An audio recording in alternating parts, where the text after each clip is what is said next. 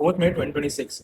आज के दिन बीजेपी सिर्फ बंगाल नहीं जीता है, उन्होंने ममता बनर्जी को उनके ही ग्राउंड पे जाके हराया है। This is one of the most historic day in Indian politics. चलो आपको उनके 3 स्ट्रेटेजिक मूव्स बताता हूँ जिसकी वजह से बंगाल में तख्ता पलट हो गया। So the first is operation erase. Election के जस्ट पहले इलेक्शन कमीशन ने एसआईआर कंडक्ट करवाया और उसकी वजह से 91 लाख लोगों का वोटर लिस्ट से नाम काट दिया, जो 12% बनता है of the total voter list. अब बीजेपी इसको क्लेंजिंग बोल रही है, ममता जी उसको चोरी बोल रही है, बट एक्चुअल में क्या है वो तो कोर्ट ही बताएगा। बट हमारे इलेक्शन तो हो गए। Second, the architects betrayal. So basically 2007 की रूलिंग पार्टी फार्मर से फोर्सिबली लैंड ले रही थी, बट उस टाइम पे एक आदमी फार्मर्स के साथ खड़ा था नंदीग्राम में, एंड उस प्रोटेस्ट की वजह से, उस मूवमेंट की वजह से ममता बनर्जी चीफ मिनिस्टर बनी थी, एंड वो आदमी का नाम शुभेंदु अधिकारी। सो ये ममता बनर्जी के 22 ईयर्स तक मोस्ट ट्रस्टेड पर्सन रहे हैं। एंड 2020 में वो बीजेपी को मूव कर गए, एंड 2021 में उन्होंने नंदीग्राम में ममता बनर्जी को ही हरा दिया, एंड अगेन इन 2026 उन्होंने भवानीपुर में ममता जी को फिर से हरा दिया। सो जिस आदमी ने 2007 में पार्टी की नींव रखी थी, उसी ने पार्टी को 2026 में खत्म कर दिया। And third and the most important move was breaking the Didi card. So Mamata Banerjee was known as Mamata Didi, क्योंकि वुमेन की प्रोटेक्शन के लिए जानी जाती थी, वुमेन की सेफ्टी के लिए जानी जाती थी। बट 2024 में संदेशखाली कांड के बाद टीएमसी के काफी सारे लीडर्स पे सेक्सुअल असॉल्ट के एलिगेशंस लगे, एंड उसकी वजह से जो दीदी कार्ड था कि वुमेन की सेफ्टी वाला कार्ड था वो वीक होने लगा। एंड 2024 में एक आरजीकर केस भी हुआ था, एंड बीजेपी ने